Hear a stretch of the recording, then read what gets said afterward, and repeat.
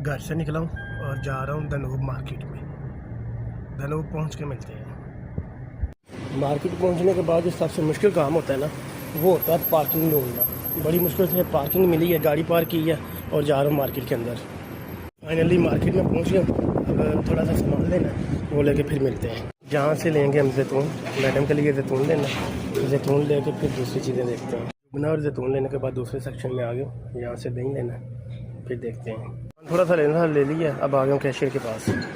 Cashier से bill बनवाते हैं और चलते हैं। फाइनली बिल बनवा के सामान लेके हम आगे वाहिद पार्किंग में अपनी गाड़ी में बैठेंगे और वापस चले जाएंगे घर। जा रहा हूँ घर की तरफ और ये मैं बाहर आ गया मेन रोड पे और यहाँ से हम सीधा जाएंगे अपने घर।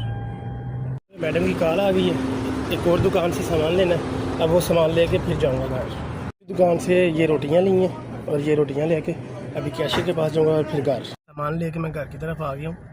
जब तक मैं घर पहुँचता हूँ, आप वीडियो को लाइक करें, शेयर करें और एक छोटा सा प्यारा सा कमेंट करें और चैनल को सब्सक्राइब करें। ये मैंने कल भी कहा था लेकिन आप लोगों ने नहीं किया, आज कर दें। अच्छा, आज भी नहीं करेंगे, चलें कल याद से कर दीजिएगा।